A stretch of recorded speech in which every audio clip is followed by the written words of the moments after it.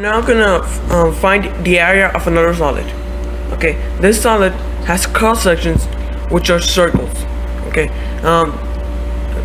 the diameters of the circles are the distance between the points negative x, comma x squared, and the points x, comma x squared.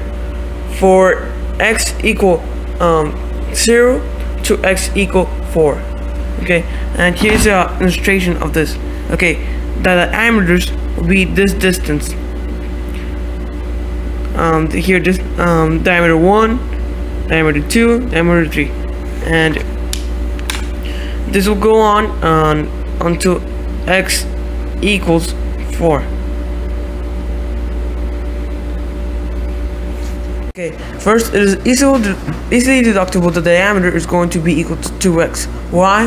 Because we're measuring the distance from the point x, comma x squared and negative x, comma x squared.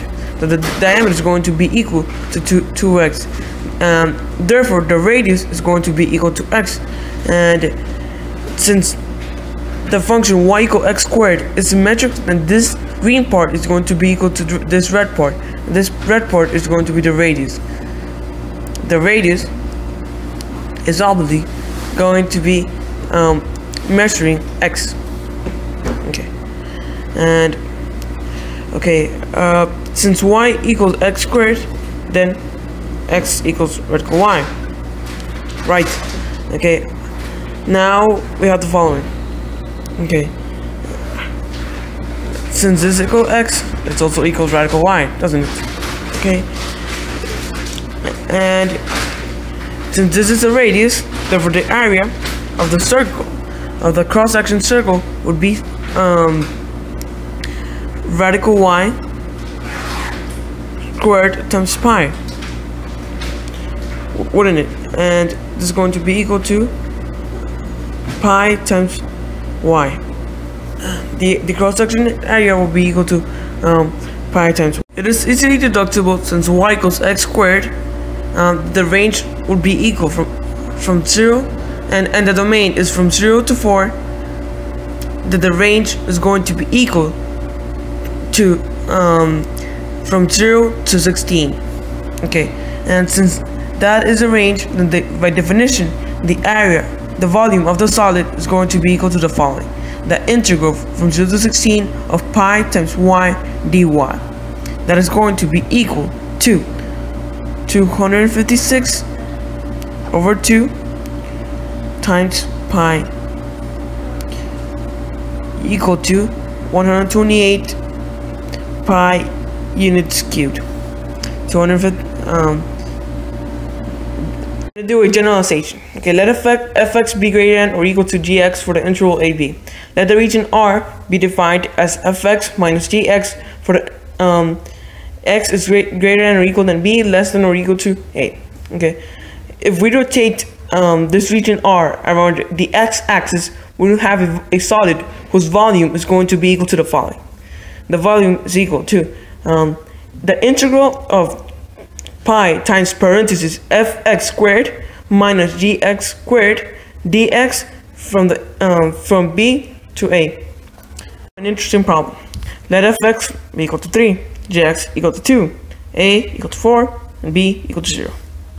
We have that the volume would be equal to fx squared, 3 squared, minus gx squared, which is 2 squared, from the interval from 0 to 4.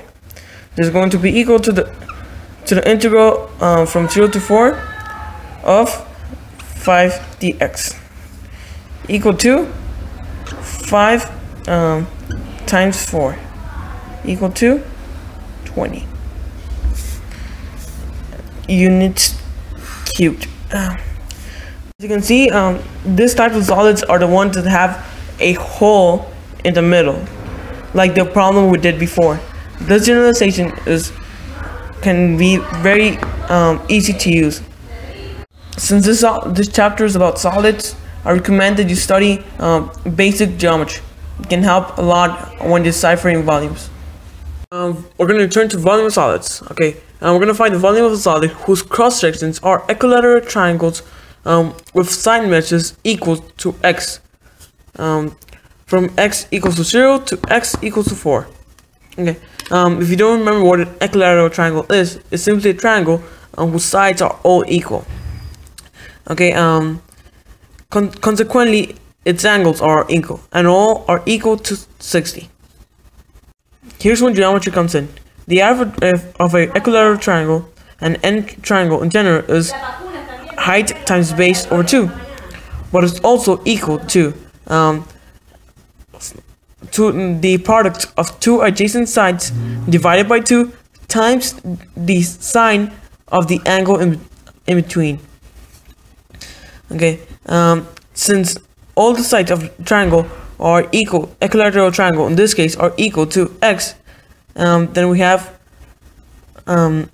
that the area of an equilateral triangle is going to be equal to x squared over 2 times sine of the angle in between. But all the angles in an equilateral triangle are equal and are all equal to 60 and sine 60. We already know what sine 60 is, so we know that the area of a triangle is going to be of an equilateral triangle, of the equilateral triangles we're looking for, are going to be equal to x squared times radical 3 4. So the area of the equilateral triangle, which are the cross-section areas, is x squared radical 3 over 4, as we defined earlier, and x ranges from 0 to 4.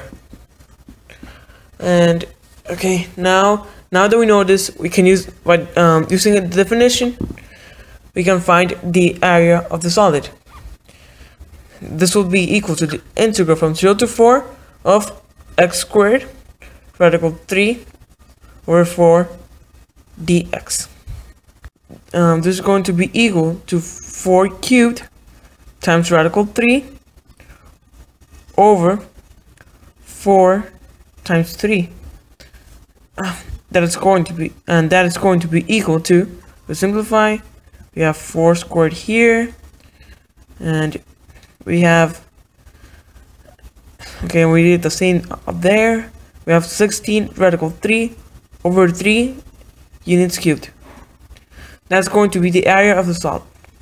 You see, in this problem, even a little knowledge of geometry helps a lot while doing this type of problem.